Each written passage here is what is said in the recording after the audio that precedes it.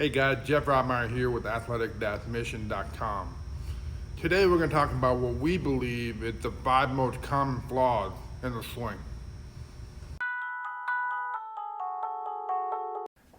Athletic-mission.com is a membership player development website and facility for baseball players in Oklahoma and players across the nation that either visit us or work with us remotely. My main focus is to teach the fundamentals of the game of baseball, but also to teach kids about processes, routines, and understand what it means to work. And that's what we do on this channel, so please subscribe so that you can catch all future videos. As I mentioned earlier, I'm going to share with you what I think is what we believe is the 5 most common swing flaws in the baseball swing. Number 1 is going to be a bad setup. Number 2 is going to be starting our process too late. Number 3 is going to be staying on our backside too long. Number 4 is going to be muscling up. And number 5 is going to be top hand rollover.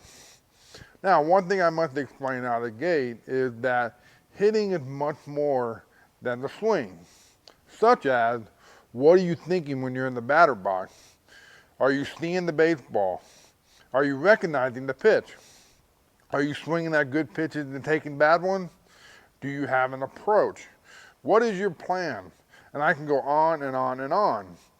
But I bring this up because most of the time, if any of those other areas are off, the swing's going to be off.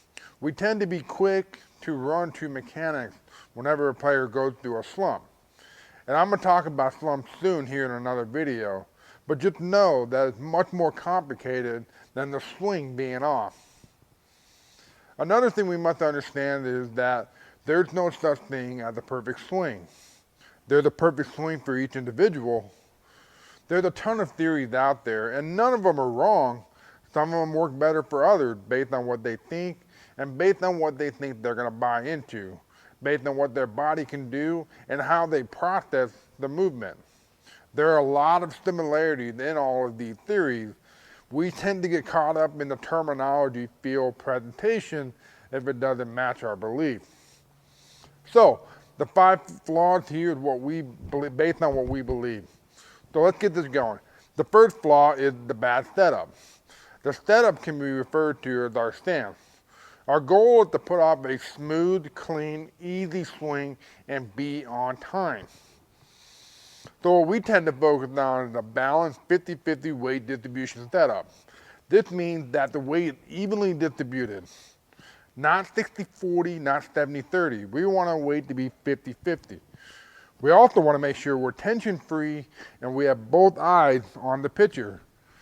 In a competition and game setting, naturally tends to create tension for some kids, and some kids even get performance anxiety, which we're going to talk about another time in another video. But for the sake of this conversation, we're going to take our breath, slow the game down, relax, and be tension-free.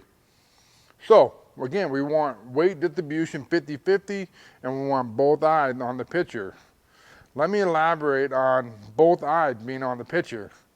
Most kids do not pay attention to their setup, which is why we're talking about it being one of the flaws. But their setup most of the time has these kids looking out of the corner of their eyes to see the pitcher in the baseball. So what we tell hitters to do for righties, look at third base and bring your eyes back to the pitcher. For lefties, look at first base and bring your eyes back to the pitcher. Now they get a feel for having both eyes on the pitcher and the baseball. For most kids, this also allows them to align their shoulders. We believe, and I know there's some other teaching that disagrees, and that's okay, but we believe that the shoulders should be in a straight line to the pitcher, and keeping both eyes on the pitcher helps most kids keep this shoulder alignment. Now, from here, we want to forward a positive move, a stride into a good hitting position, otherwise known as a launch position. The launch position can be explained as a 50-50 athletic positioning. Hands are back, and the knob will be facing anywhere from the ground below the knob to pointing to the catcher. A ton of kids do not land into this position properly, which prevents them from consistently putting off good swings. The next challenge after that is getting them into this position on time. Too many kids get it wrong and they're late, which forces them to yank that front shoulder out so that they can get the barrel to the hitting zone. We believe that if the shoulder's moved out first, which the majority of the kids do, then we're gonna have a lot of swing issues. So again, we wanna make sure we're in a good athletic 50-50 position with both eyes on the pitcher and the shoulders in line with the pitcher. And then we want a smooth, controlled forward move into a good hitting position or the launch position. So the first flaw was the bad setup, which now leads us to starting your process too late. Being on time is important. It's very important. And this is an area that I don't feel like gets a lot of attention. And I've seen a lot of kids look like completely different hitters simply by making sure they're on time. I actually believe that we should see what a kid's swing looks like when he's on time and hit the ball up out in front before we mess with their swing. But that's just me. So what exactly are we talking about? The time the kid picked up his front foot and makes his forward move, his stride. Now I've said this several times. We believe that you should be making a positive move toward the pitcher. So the process should be to figure out when the pitcher breaks and when we should start our process of loading and moving forward. What most kids tend to do is wait until they see the ball before they start their process, and therefore the time they go through that process, the ball is right on top of them and they're consistently late. And when you're late, you don't get into a good hitting position, which most kids do not. So when should they start their stride so they can be on time? At the amateur level, it's kind of difficult to explain because of the wide variety of velocity thrown. But I'll use the big league example just so we can visualize. Hitters will start their stride and forward move when the pitcher separates their hands. If the guy's throwing slower, he might wait till he gets to the hot cock position, or later. So this is where your hitter needs to pay attention as to when he needs to start his forward move in his stride. We want to make sure that we are early and slow. Kids struggle with this part because it's uncomfortable to start early. But once they figure this out and feel the freedom in their swing not to have to rush their swing by yanking that front shoulder to get the bat to the hitting zone, I use an analogy like this. If you're heading to practice and you give yourself the time, everything's going to go smoothly. But if you're running late and you're hurry, you're going to make boneheaded mistakes, you're going to create tension, and the same thing with the swing. Arrive early so you can be smooth and clean, and you don't have to hurry and compensate by yanking that front shoulder. So I hope it makes sense, and like I said, get kids on time hitting the baseball out in front and see what this looks like before you mess with their swing. And now this leads us to the third flaw, which is getting stuck on our backside. This is the common one. You see this in the setup, because instead of seeing a 50-50 weight distribution, you'll see that 60-40, that 7-30, and then the next thing you'll see is the kid will pivot their back foot while maintaining that same weight distribution. This is going to affect our ability to hit the ball with authority and stay in the hitting zone for a long time. This process is known as spinning. You see hitters spin all over the place. We believe rotation is caused with weight shift into the front side. The spinners are hitters that tend to be stuck on their backside. We classify this as spinning because the pivoting of the back foot action firms up that front leg prematurely, which gets that front hip opening up prematurely and finally forcing the barrel of the bat to move away from the body and now creates a swing that's going to cut across instead of through the ball, and now we've lost our ability to drive the baseball. I understand the idea of staying back to prevent lunging, but this solution is hurting hitters more than it's helping them. You can prevent lunging by understanding the 50-50 balance move and sinking into the ground.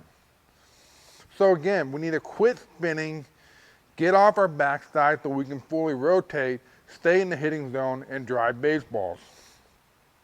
Now this leads us to the fourth flaw, which is muscling up.